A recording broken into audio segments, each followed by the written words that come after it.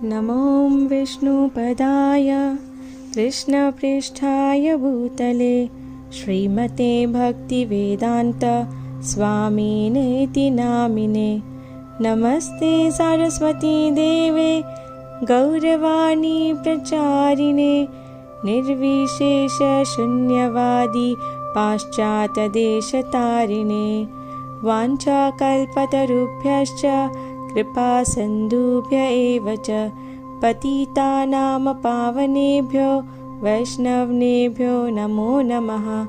हे कृष्णा करुणा सिन्धु दीनबन्धो जगत्पते गोपेश गोपिका कान्त श्रीराधा कान्त नमोस्तुते। तप्त काञ्चन गौरांगी श्रीराधे वृन्दावनेश्वरी वृषभानुसुते देवी प्रणमामि हरिप्रिये। जय श्री कृष्ण चैतन्य प्रभु नित्यानंद श्री अद्वैत गदाधर श्रीवासादि गौरभक्तवृंद। हरे कृष्णा। आज योगिनी एकादशी है। आइए इस एकादशी महाव्रत की कथा सुनते हैं।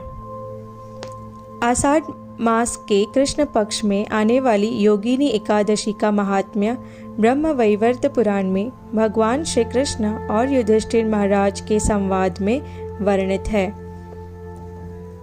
एक बार युधिष्ठिर महाराज ने भगवान श्री कृष्ण को पूछा, हे भगवान, आषाढ़ मास के कृष्ण पक्ष में आने वाली एकादशी का संबोधन क्या है? भगवान श्री कृष्ण ने कहा, हे राजन, इसको योगिनी एकादशी कहते हैं। इसके पालन से व्यक्ति गंभीर पाप कर्म और भवसागर से मुक्ति पाता है। हे नृपश्रेष्ठ, अब मैं एक सुंदर कथा कहता हूँ। अलकापुरी के राजा महाराज कुबेर शिव जी के अनन्य भक्त थे। हेम नाम का यक्ष उनका माली था। उसकी पत्नी विशालाक्षी बहुत सुंदर थी और यक्ष हेम विशालाक्षी पर बहुत आसक्त था। मानस सरोवर से सुंदर फूल इकट्ठा करके वह फूल हेम कुबेर को देता था। कुबेर उन सुंदर फूलों का उपयोग शिव जी के उपासना हेतु करते थे। एक दिन हेम ने सुंदर फूल इकट्ठा किए, पर वह कुबेर को न देकर ही पत्नी के प्रेम के कारण घर में रख के उसके साथ ही रहा। फूलों के अभाव के कारण की पूजा संपन्न न हो सकी। 6 घंटे प्रतीक्षा के पश्चात कुबेर को अत्यंत क्रोध आया और उन्होंने अपने एक सैनिक को माली के पास भेजा। हेम माली के पास से लौटते ही कुबेर को उस सैनिक ने कहा, हेम माली घर में अपने पत्नी का संग कर रहा है। ये सुनने के पश्चात कुबेर ने हेम माली को अपने पास लाने का आदेश दिया। अपनी भूल को जानकर हेम ने कुबेर के सामने आते ही साष्टांग प्रणाम करके हाथ जोड़कर खड़ा रहा। क्रोधित कुबेर ने उसे कहा, हे मूर्ख, आध्यात्मिक तत्वों का खंडन करने वाले महापापी व्यक्ति, अपनी पत्नी के आसक्ति के कारण आज तुमने मेरे प्रिय आराध्य महादेव जी का अपराध किया है।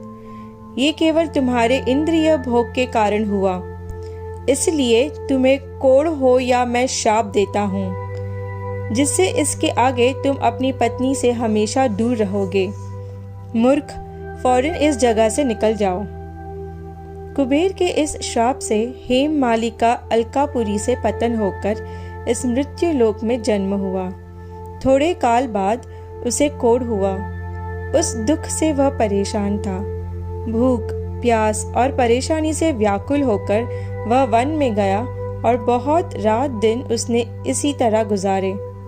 दिन भर उसे सुख नहीं मिलता तो रात को उसे निद्रा नहीं आती। इसी तरह उसने अनेक सर्दी गर्मी के वर्ष निकाले। पिछले जन्म में शिव जी की उपासना में सहायता करने के कारण उसे अपने पिछले जन्म का स्मरण था और अनेक पाप कार्यों में मग्न होते हुए भी उसकी चेतना शुद्ध और सावधान थी। भ्रमण करते करते एक दिन वह मेरु पर्वत पर पहुंचा। वहां पर उसने महान तपस्वी मार्कंडेय जी को देखा, जिनकी आयु 7 कल्प है। उन्हें देखकर दूर से ही उसने अनेक बार साष्टांग प्रणाम किया। तो दयावान करुणावान मार्कंडेय ऋषि ने उसे अपने समीप बुलाकर पूछा, तुमने ऐसा कौन सा महापाप किया है जिससे तुम्हें यह रोग हुआ है? ये सुनने के पश्चात हेममाली ने सभी वृत्तांत उन्हें कहा और पूछने लगा, हे ऋषिवर, गत जन्मों के कुछ पुण्य के उदय से आपके दर्शन मुझे हुए हैं। कृपा करके पाप मुक्त होने के लिए कोई उपाय बताइए। तभी मार्कंडेय ऋषि ने कहा, हे माली, आषाढ़ मास की कृष्ण पक्ष में जो योगिनी एकादशी आती है, उस व्रत का पालन तुम करो। ऐसा करने से उस व्रत के प्रभाव से तुम सभी पापों से मुक्त हो जाओगे। यह सुनकर हेममाली ने उस व्रत का कठोरता से पालन किया और कोढ़ मुक्त होकर अलकापुरी को लौट गया और अपनी पत्नी के साथ आनंद में रहने लगा।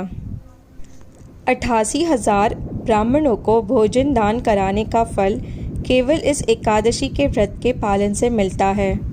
सभी पापों से मुक्त होकर व्यक्ति पुण्यवान बन जाता है। हरे कृष्ण।